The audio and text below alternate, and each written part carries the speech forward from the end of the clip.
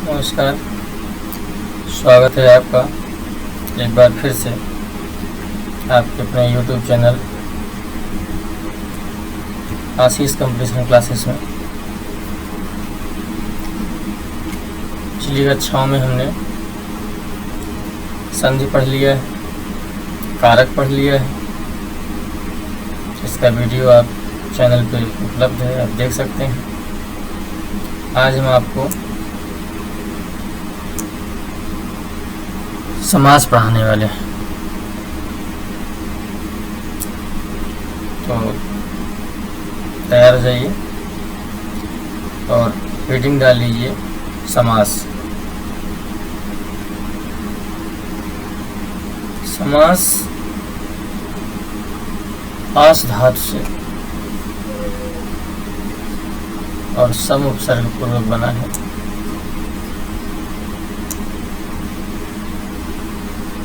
तो आपको इसके पहले हम कुछ बता दें।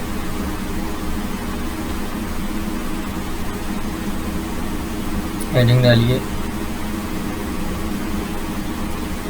समास।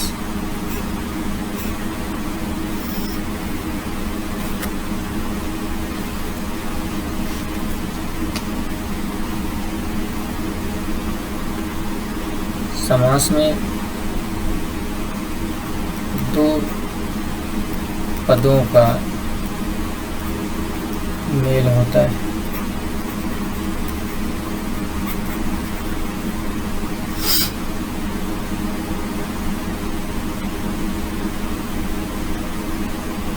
और यहाँ पर स्वच्छंद मेल होता है, दो पदों का स्वच्छंद मेल होता है।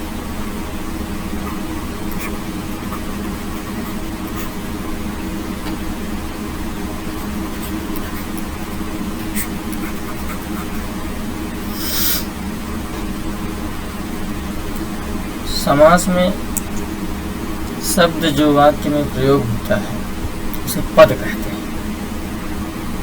इसमें जैसे पूर्व पद, उत्तर पद मिलकर के समासिक पद बनता है। तो आइए आपको बारी बारी से देखते हैं समास क्या है। देखिए, समास जब दो शब्द या पद अपने विभक्ति कारकों का लोप करके एक नवीन पद की रचना करते हैं तो उस रचना को समास कहा जाता है। संक्षेप में दो पदों के मेल को समास कहते हैं। समास शब्द की उत्पत्ति आस धातु में सम उपसर्ग लगाकर हुई है, जिसका अर्थ होता है संक्षिप्तीकरण। यानी कहने का मतलब जब दो पदों का मेल होता है तो उसमें एक नवीन पद की रचना होती है, जिसको संक्षिप्तीकरण कर सकते हैं।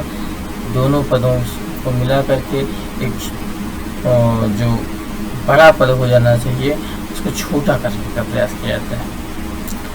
समास में एक पूर्व पद होता है, एक उत्तर पद होता है, और जो दोनों पदों को मिला करके जो बनता है उसे समासिक पद कहा जाता है। आइए समास की विशेषता देखते हैं। ये देखिए, नंबर 1, समास में दो पदों का मेल होता है। दूसरा, समास में पदों के प्रत्यय समाप्त कर दिए जाते हैं। प्रत्यय मतलब कारक चिन्ह। कारक चिन्ह इसलिए हमने आपको पहले इसके पूर्व की कक्षा में पढ़ा दिया है, जिसे समास में कभी आपको कारक चिन्ह से समस्या ना हो, तो वहाँ पढ़ लीजिएगा। तो समास में पदों के प्रत्यय अर्थात कारक चिन्ह समाप्त कर दिए जाते हैं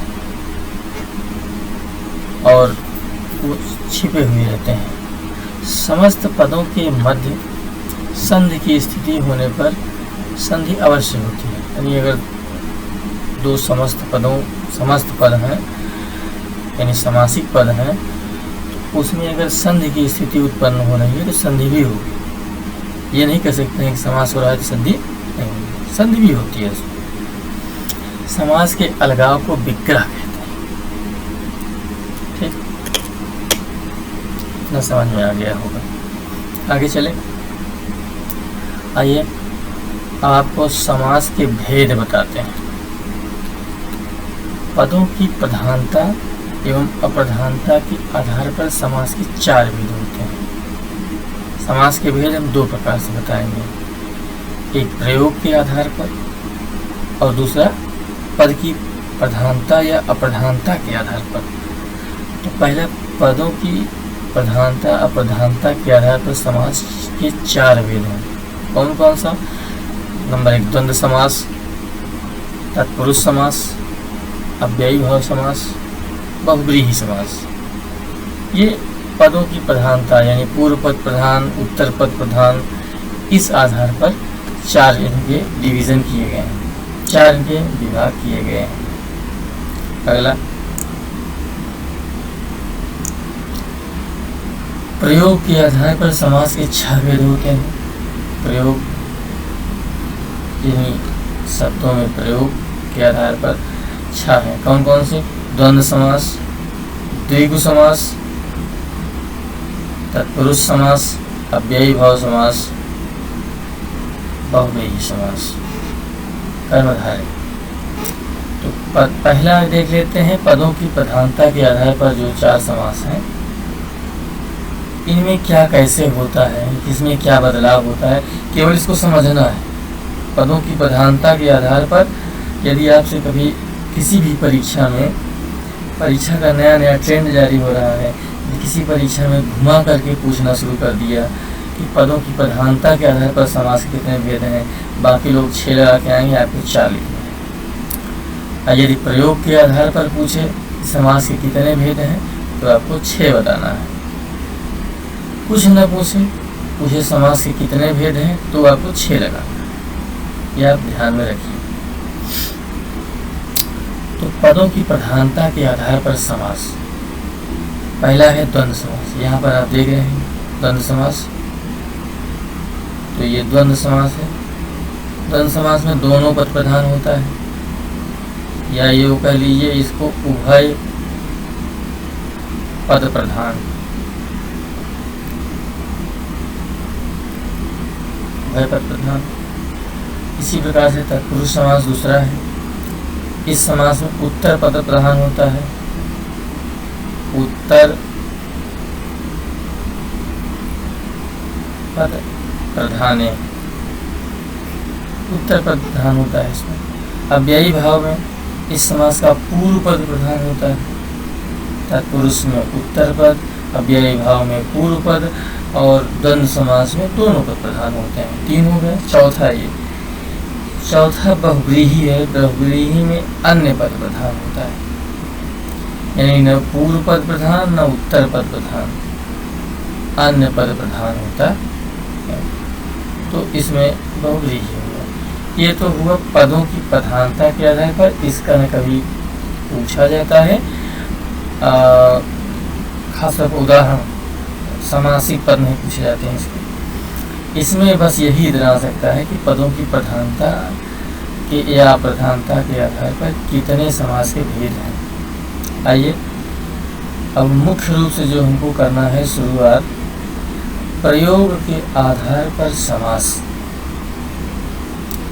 जैसा कि आपको हमने ऊपर बता दिया है कि प्रयोग के आधार पर समास 6 भेद हैं।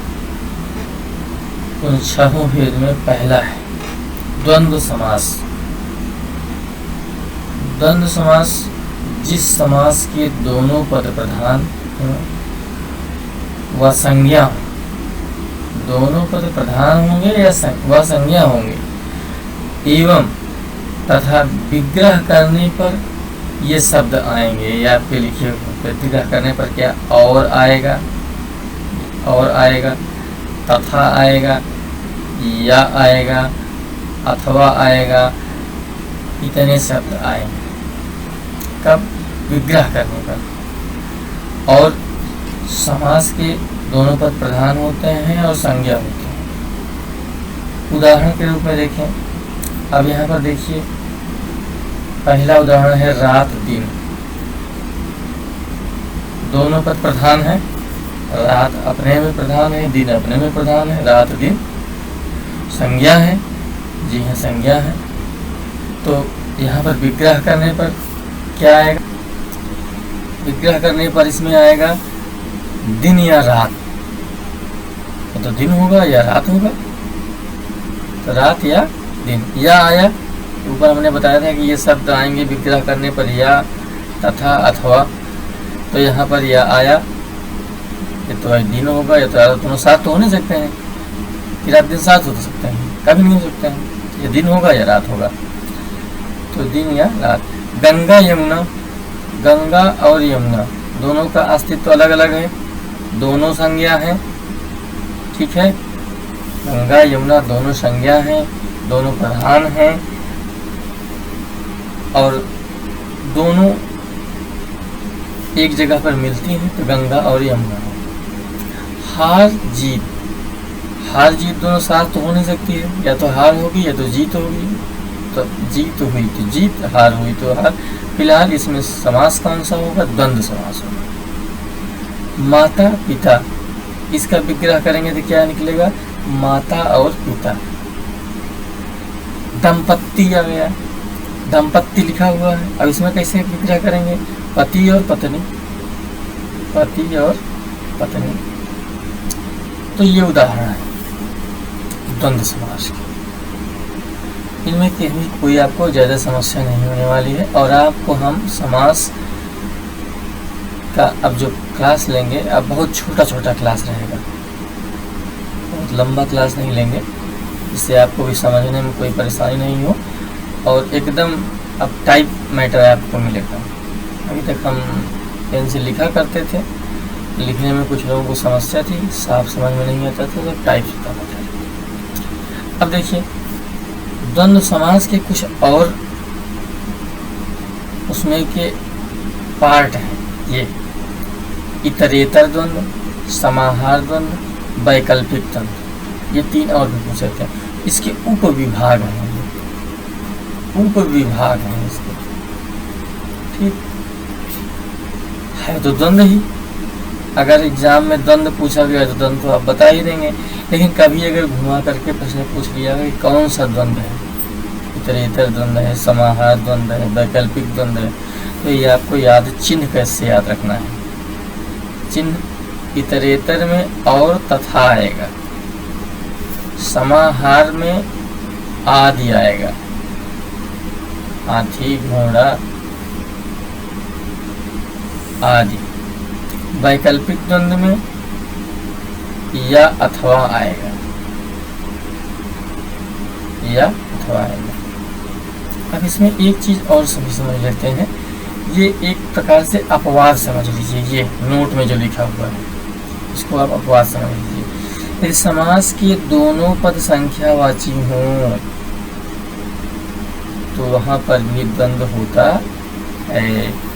अभी तक आपको संख्यावाची दिगु ही बताया गया था, लेकिन यहाँ पर क्या है, अगर दोनों पद संख्यावाची हो गए तो वहाँ पर द्वंद्व समास होगा। कैसे? 11, 1 और 1 11 होता है, 11, 1 और 1 होगा 11, तो यहाँ 11 है। द्वादश, 2 और 10 द्वादश 12, त्रयोदश 3 और 10 11, 12, 13, एकादश, द्वादश, त्रयोदश, चतुर्दश। एक चीज यहाँ पर और भी ध्यान देने वाली है, यहाँ पर आप नोट कर लीजिए या अलग से नोट कर लीजिएगा अपनी आप कॉपी में, हम यहाँ पर आपको बताए दिए रहे हैं। ये कभी भी अगर 19 आए, 20 आए, ये नहीं है संख्यावाची, ये द्वंद्व समास नहीं है, यहाँ दोनों संख्यात्मक नहीं है, एक ही है संख्यात्मक। इसी प्रकार से 29, 30 नहीं होगा, ये दोनों नहीं होंगे।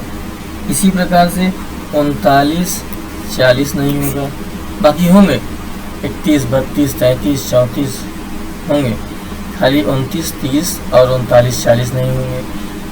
एक भी नहीं होगा। 11 से 18 तक होगा, 21 से 28 तक होगा।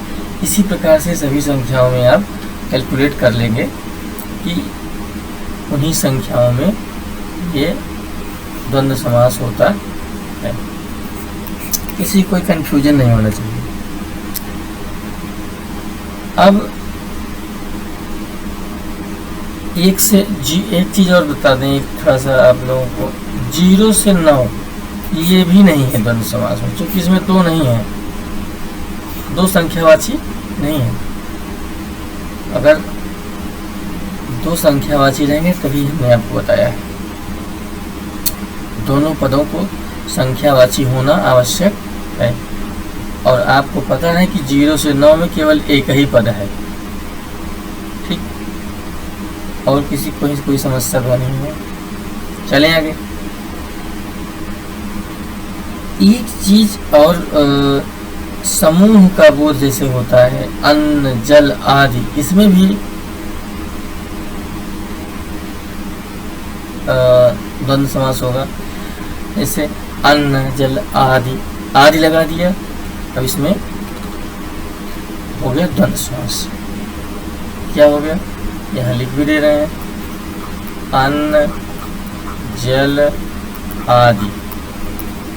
और आदि हमने आपको बताया है भी कौन सा द्वंद्व होगा, समाहार द्वंद्व होगा। ठीक है, आगे चल रहे हैं। इतना आपको समझ में आ गया है। बाकी आपको जो चीज़ें हैं नोट्स, आपको ये है, आप लोग नोट्स की स्क्रीनशॉट लेते रहें। यहाँ से ये स्क्रीनशॉट ले लें आप, और आगे चलते हैं द्विगु समास। जिस समास का पहला पद संख्यावाची हो, प्रथम पद संख्यावाची और उत्तर पद प्रधान हो या संज्ञा हो, तथा जो समुदाय, यहाँ पर ये आप नोट्स आपके सामने, समुदाय समाहार अथवा समूह का बोध कराए, वहाँ द्विगु समास होगा। फिर से समझिए, जिस समास का पहला पद संख्यावाची हो और उत्तर पद प्रधान अथवा संज्ञा हो, तथा जो समुदाय समाहार अथवा समूह का बोध कराए, वहाँ द्विगु समास होता है। ठीक, कोई समस्या नहीं होनी चाहिए। उदाहरण देखिए, त्रिफला, 3 फलों का समाहार। 3 फल हैं यहाँ पे, 3 फल रख दिए गए टोकरी में, तो क्या हो गया, समाहार हो गया तीनों फलों। अष्टाध्यायी, 8 अध्यायों का समूह, यहाँ समूह बन गया, अध्यायों का समूह हो गया, एक में बंधे हुए हैं।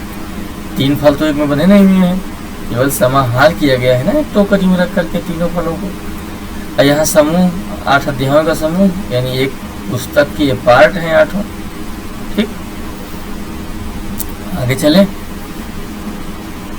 अठन्नी, आप यहाँ पर थोड़ा टाइपिस्ट ने गड़बड़ी किया है, तो यहाँ पर आप सुधार लेंगे। यहाँ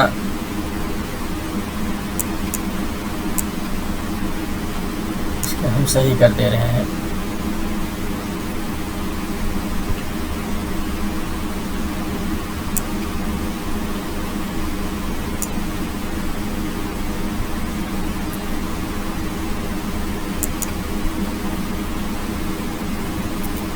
ये अठन्नी, 8 आनों का समूह।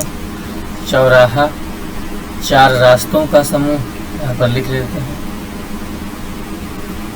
4 रास्तों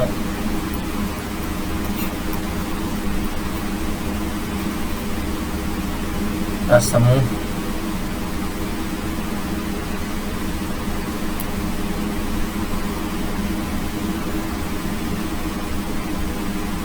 चार रास्तों का समूह है।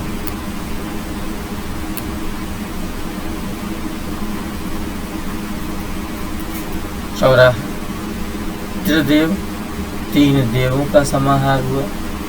तीनों देव एक में मिल तो सकते नहीं हैं, तो क्या होगा, समाहार होगा इनका, एक जगह बैठ सकते हैं, समाहार कर सकते हैं।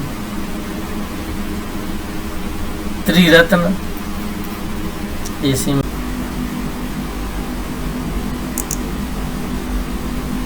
आइए देखते हैं। त्रिरत्न यानी 3 रत्नों का समूह हो गया। 3 रत्नों का समूह त्रिरत्न हो गए।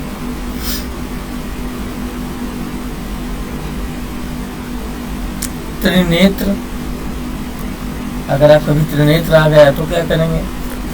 त्रिनेत्र नहीं होगा। इसका मैं आगे बताऊंगा नियम क्यों नहीं होगा त्रिनेत्र। तो 9 रत्नों का समूह हो गया, 3 रत्नों का समूह हो गया, ये इत्यादि। आगे आइए, ये एक नोट इसमें लिख लेंगे आप। नोट क्या है आप देखेंगे। यदि समास का पूर्व पद संख्यावाची हो और उत्तर पद में शरीर के अंगों का वर्णन हो, शरीर के अंगों का वर्णन हो, तो वहां पर द्विगु समास होता है, नहीं होता है। समास का पूर्व पद संख्यावाची हो गया और उत्तर पद में शरीर के किसी अंग का वर्णन हो गया तो ये द्विगु समास हो। जैसे त्रिनेत्र,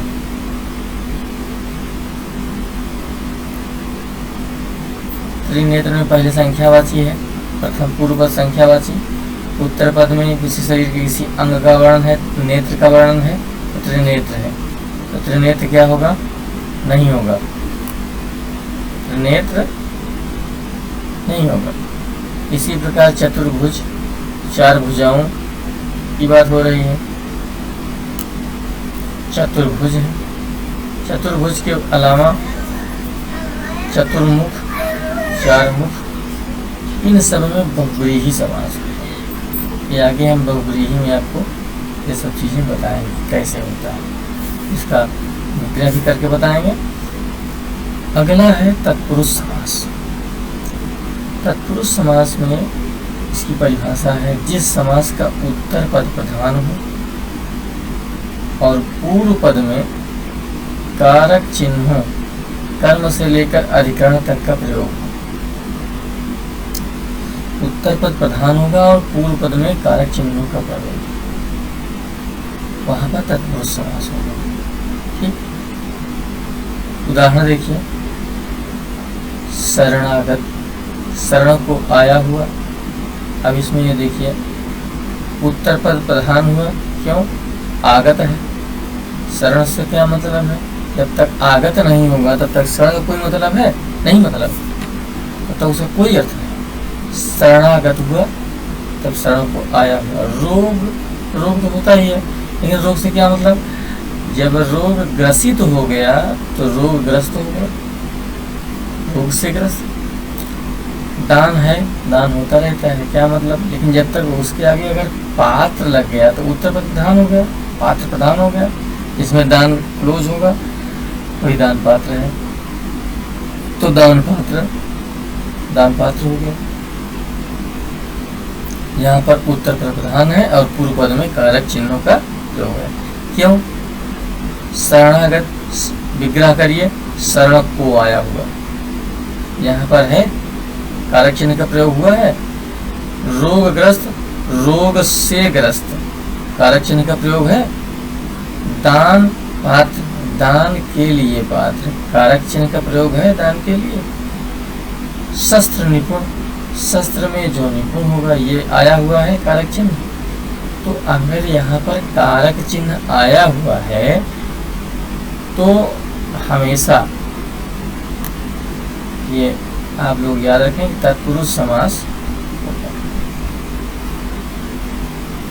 आप लोग इसका स्क्रीनशॉट ले लीजिएगा, नोट्स आपको, इसीलिए आपको टाइपिस्ट लगा दिया गया है कि आप लोगों को पूरा टाइप शुदा नोट्स मिलता रहे। ठीक, आइए और आगे चलते हैं। तत्पुरुष समास के और भेद भी हैं।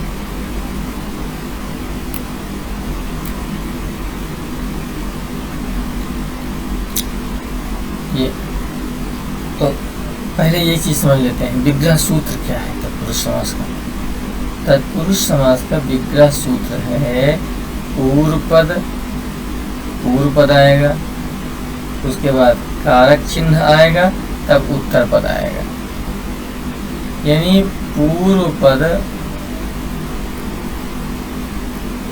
उत्तर पद के बीच में कोई कारक चिन्ह होगा, तत्पुरुष समास होगा।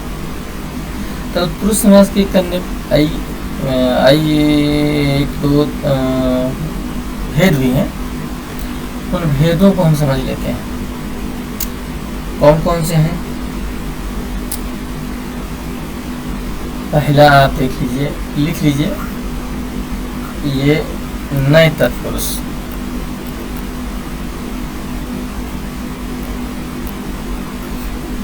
इसको हम पूरा कल बताएंगे। प्रादि तत्पुरुष,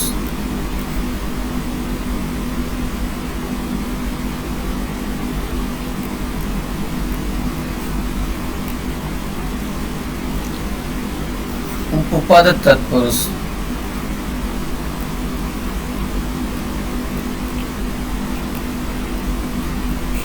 ठीक, नए तत्पुरुष, प्रादि तत्पुरुष, उपपद तत्पुरुष। इसके बाद एक और अलुक तत्पुरुष, चौथा अलुक तत्पुरुष,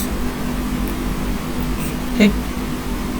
ये गणे तत्पुरुष के 4 भेद कल की कक्षा में